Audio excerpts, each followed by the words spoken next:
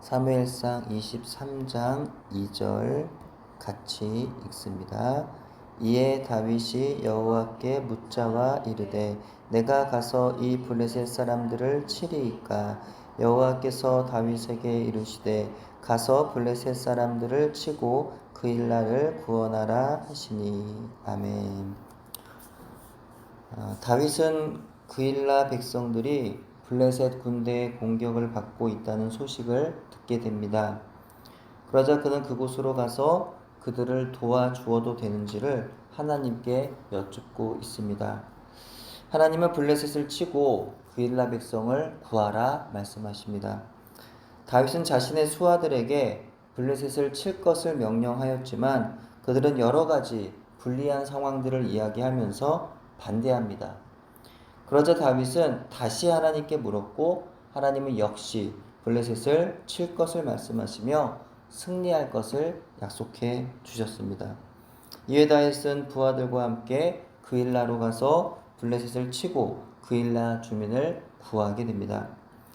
오늘 본문에서 다윗은 하나님을 의지하는 믿음을 회복한 것으로 보입니다.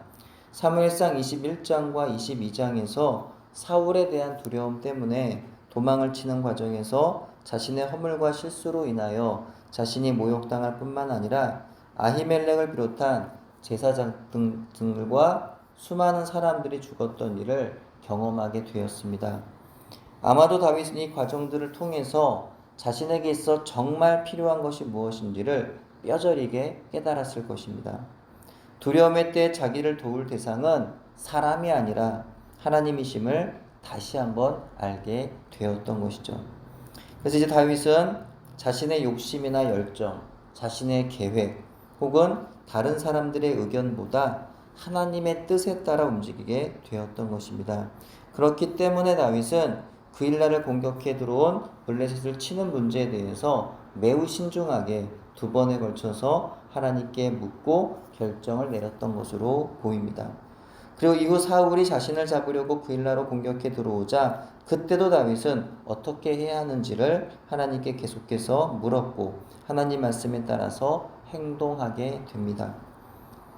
그리스도인들이 가장 궁금해하고 어려워하는 것 중에 하나가 하나님의 뜻을 어떻게 분별하느냐 하는 것입니다.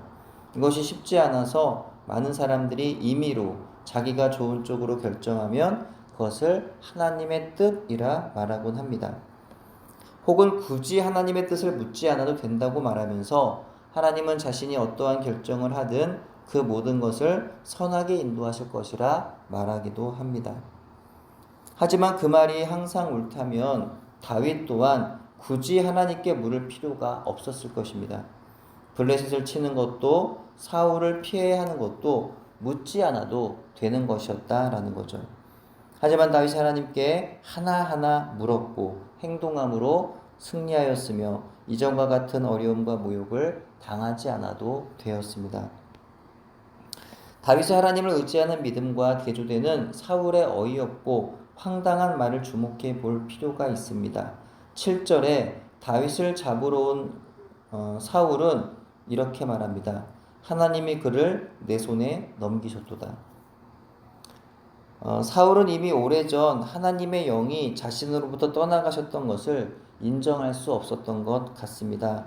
사울은 다윗처럼 하나님의 뜻을 단 한 번도 물은 적이 없습니다. 왕이 된 이후 줄곧 자기 멋대로 하며 그는 살아왔던 거죠. 그러면서도 하나님의 이름을 들먹일 수 있는 그 뻔뻔스러움이 놀랍습니다. 심지어 바로 얼마 전 하나님의 제사장들과 그 가족들을 무참히 살해하고서도 이런 말을 할 수 있다는 것은 자신의 끝없는 죄악에 대한 부끄러움도 모를 정도로 악령에 사로잡혀 있는 그의 모습을 보여주고 있는 것입니다.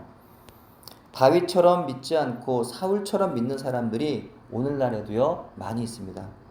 저 또한 하나님 음성 듣기에 대해서 깊이 생각해 보기 전까지는 어떤 일을 함에 있어서 먼저 하나님의 뜻을 묻고 결정하기보다는 내가 하나님의 뜻이라고 생각하면서 임의로 결정한 일에 대하여 일방적으로 하나님의 도우심을 구하고 일을 진행해 나갔던 적이 많이 있었습니다. 심지어 하나님의 뜻이 아닌 듯 보이는 것마저도 하나님의 도우심을 구하면서 했던 적이 있더라는 거죠. 어쩌면 사울처럼 내 멋대로 하나님이 도우실 거라고 믿고 싶었던 것 같습니다. 오늘 본문은요 이렇게 시작합니다. 이에 다윗이 여호와께 묻자와 이르되. 4절은 다음과 같은 말로 시작합니다. 다윗이 여호와께 다시 묻자온대. 10절과 11절엔 또 다윗이 다음과 같이 하나님께 묻고 있습니다. 다윗이 이르되 이스라엘 하나님 여호와여, 사울이 나 때문에 이 성읍을 멸하려고 그일라로 내려오기를 꾀한다함을 주의 종이 분명히 들었나이다.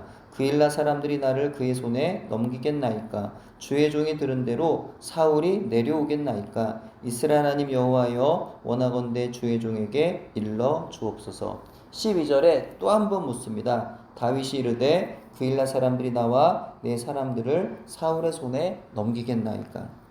다윗이요 하나님께 계속 물어요. 묻고 또 묻는 이 모습은 다윗에게 있어서 매우 중요한 의미가 있습니다. 오늘 본문은 많은 성도들이 암송하는 구절은 아닐 수 있겠지만 성경의 수많은 구절 가운데서도 가장 중요한 본문 가운데 하나라고도 볼 수가 있겠습니다. 하나님께 묻는 인생, 하나님의 음성을 들을 줄 아는 인생의 그 중요성을 안다면 이보다 중요한 말씀이 어디 있겠느냐라는 거죠.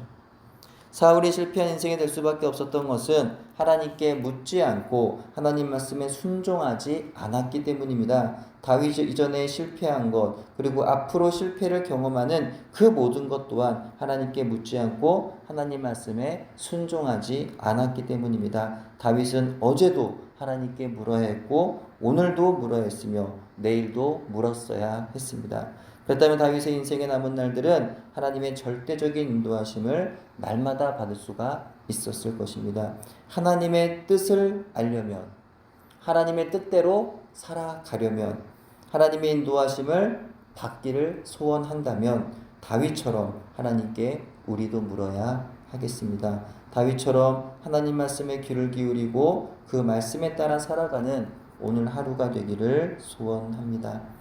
기도합니다. 하나님 은혜를 감사합니다. 오늘도 하나님의 그 은혜에 또 반응하여 또 이 아침에 나와 기도하는 저희들에게 오늘도 은혜로 인도하여 주시옵소서. 나의 생각, 나의 의지, 나의 방법, 나의 지혜로 살아가는 인생이 아니라 다윗처럼 겸손하게 하나님 앞에 나와 묻게 해주시고 주님이 주시는 말씀 또 주님이 주시는 그 은혜대로 살아갈 수 있는 우리 모두가 되어지기를 소원합니다. 그렇게 하나님 말씀에 따라 살아갈 때 오늘도 실패를 경험하기보다는 승리를 경험한 날들이 더 많은 하루하루를 살아갈 수 있도록 은혜 베풀어 주시옵소서. 예수님의 이름으로 기도합니다. 아멘.